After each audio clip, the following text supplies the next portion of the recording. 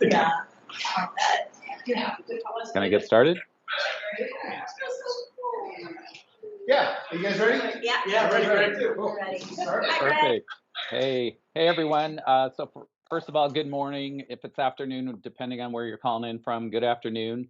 For those of you who I haven't had the chance to meet yet, just by way of introduction, my name is Greg Fenich, and I'm the treasurer for Salt House and also a member of the church council. I want to thank you for allowing me time to share our recent Q3 year-to-date financial results. I'll be going through a few slides, which will include some thermometer charts, which reflect our year-to-date leap of heart and general giving performances. And then I'm going to walk through our year-to-date performance, covering all income, followed by expenses, and then an overall summary of our net operating income, and finally a view of our assets and liabilities as of March 31st.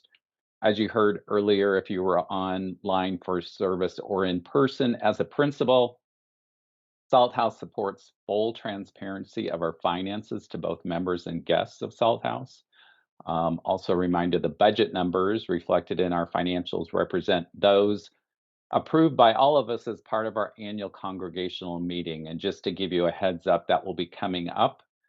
So May 22nd, we will have kind of a session where we can share the budget for FY23. And then in June at the congregational meeting, there will also be an opportunity to approve those. And I also want to remind everyone that this year's budget reflects a full year of expanded staff hours, and that was primarily Pastor Ryan being contracted for 12 months at full time, as well as we made some focused technology investments in our expenses to support hybrid services, as well as support small groups and other meetings. Of course, this was all done with the intention of investing to grow and deepen our community in participation and generosity. Consequently, in order to support the additional operating expenses, we needed to increase our general giving, and we intentionally included a leap of heart line in our budget to help us measure our progress. And so with that, I'm going to go to the next slide. So real quick, there's two thermometer charts here. The one on the left represents our Leap of Heart initiative, and the one on the right is general giving. I'll speak to the left-hand side first. You'll see our all-up target for this year for Leap of Heart was just over 124,000, and that included a number of items, including the ground level rental income, our grant income, and then general Leap of Heart pledges from the community. So starting at the bottom left, the amount of 17,000. It's in black font because that is not going to change during the fiscal year. The next box is our March year-to-date grant income, so it's just over 25,000. And then next, the blue box, the Leap of Heart pledges are currently a little over 72,000. So from a total Leap of Heart through Q3, if you go to the top left, you'll see a March year-to-date of 114,400. Now we're going to continue to receive a little more grant income and then recurring Leap of Heart pledges. Together, based on what is forecasted, that will take us to a total of 121,444. So just shy right now. We'll see how the next couple of months go. We may have some pleasant surprises, but we're very close to the full year target. That's why I have the arrow at the top as yellow, because there's still opportunity for us there. On the right-hand side, that's our general giving. You'll see that March year to date, the big blue box, we are at 259,171. Our budget was 271,000. So we have a gap at the end of March of about $11,800. Now we're in our last quarter and forecasting what would probably come in based on historical. We're looking at a little over 75,000 over the next 3 months, April, May, and June. And so when you add that to our 271,000. That would get us to about 334,407. You'll see at the top, our target was 348,000. So we're looking at a gap of about 13,600. Now, if you combine the gap on the left and the gap on the right, our general giving would be approximately under budget by about 16,400. However, very good progress, and I certainly want to, on behalf of the Salt House Council and staff, share our gratitude for everyone who's continues to give under extraordinary times, as well as your generosity to the community. So thank you for that. Just before I go to the next slide, see if there's any questions. Everything's still good with audio? Okay. Did we lose them again? We're good, Greg. We just need it for a minute. Okay. Okay. So the next. Too much. I don't want it to create too much echo for anybody who's participating. Okay. So if there's too much echo, just let me know. Okay, I'm fine. So this slide, this is our Q3 year-to-date operating income. So as I mentioned, in addition to our general giving, we have some additional income that comes in. I spoke about the grant income. I put the number 1 by it because we will fall short a little bit because of the way the ELCA fiscal calendar is. We've fixed that for next year's budget, but there will be a shortfall there. Line 2, or number 2, our church building use income. We're expecting this to be over for the rest of the year, but you'll see at the end of Q3, we had about almost $2,000 additional, and that was primarily made up of external groups usage.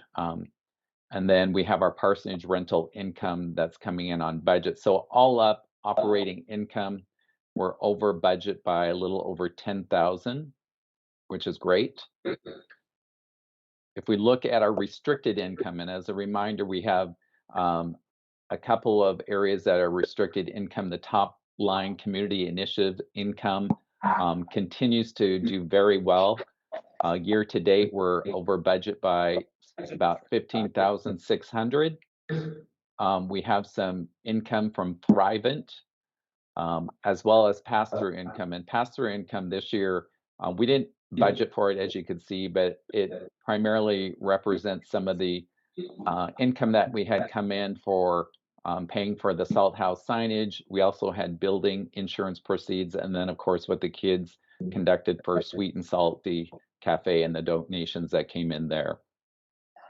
The second bullet point for reparations initiative income and the LGBTQIA initiative income, those are new this year. Both of them, the income is coming in ahead of budget, and the source of that is 2 factors. One is we made the decision to take 1% for each from general giving and allocate it to kind of build that fund up, but then also we've had income come in from other donations from the community. And then bullet point number 3, as I spoke about in January, last December, we received some stock as a gift. I turned around and sold that in January, so there was a small loss of $71. In principle, as the Finance Committee discussed and shared with Council, any stock that we have come in, we will look at selling it in a timely manner because we're not in a position to be managing a stock portfolio. So that's our year-to-date restricted income in very good shape. The next slide is our operating expenses. So if you look at the very bottom, total expenses, number 1, we're actually having underspend of about $19,000 year to date through March. So starting at the very top, under all staff, we have savings of just over 10,500. And that primarily reflects some lower staff hours, as well as we have a facility support staff that we have not filled for this year, and so we have savings as expected there. The benevolence line items are slightly over budget, which reflects basically our total general giving year to date being over. These are all a percentage of the general giving. Office, we're over budget by about 2,400. That really relates to some kind of detailed lease reviews that we invested in with our legal staff. So we had those fees come in Q3, and that impacts year to date. Building and grounds, we're running over by about 2,300 year to date. And this really reflects a larger investment in our cleaning fees for the building. It's been a challenge historically to get good cleaning services, and so we were fortunate to be able to find a supplier to provide those services, and so we've made the investment decision along with council approval to spend a little bit more on keeping our building clean. Ministry programs, you'll see that that's under budget by about 14,000 year to date, and that's really about how we were managing the surface hub investments. So at the very beginning, we had budgeted for 3 surface hubs.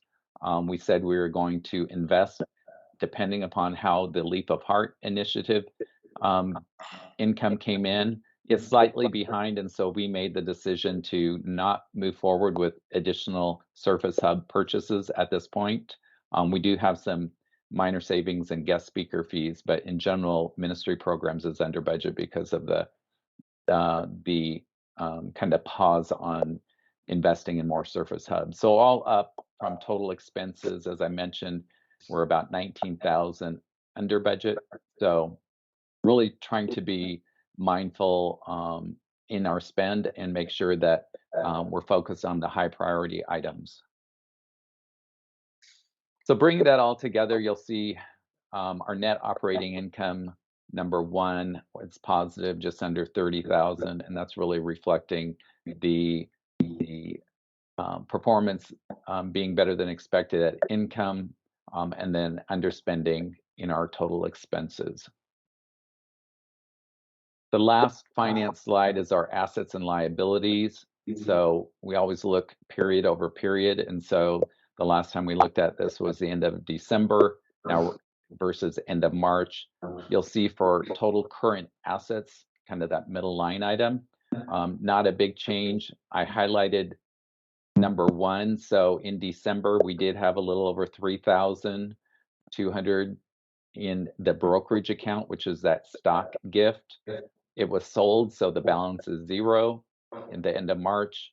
And you'll see that that money, if you go a couple line items in savings, that increased by the proceeds basically from the sale. So we went from a little over 250,000 end of December to 253,560. Below that is our fixed assets. Because they're fixed assets, we don't expect those amounts to change unless we were to make some investment there, so they stayed static. And then moving to the right, our liabilities, and this is really what we owe at the end of the day. And so you can see we're very fortunate. We do not have long-term debt. These are just typical liabilities that we would have related to the end of a period for payroll tax and other. We maintain the security deposit for the parsonage, and then benevolence is what we would make payments to at the end of each quarter. So our total liabilities are slightly below from December, but overall very, very healthy assets and liabilities. And with that, I'm going to move into what you all hear every Sunday, and these are basically reminders of our giving options.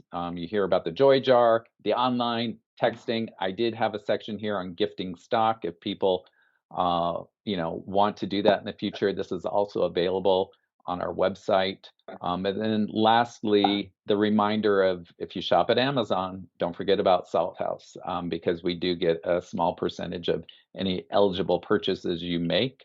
And then for Microsoft employees, especially for the community initiatives, if you give online or to the church, you can go into the Give portal and you'll find Salt House Community Initiatives, and Microsoft will match that dollar for dollar. And with that, I just want to thank everyone again for all the generosity that you continue to show. Like I said, we will be looking ahead to the next fiscal year, which starts July 1st. And so I'm, Lord willing, I will be there in person next month to be able to present the budget. And so I look forward to seeing you all. And with that, I'm open to any questions that you may have.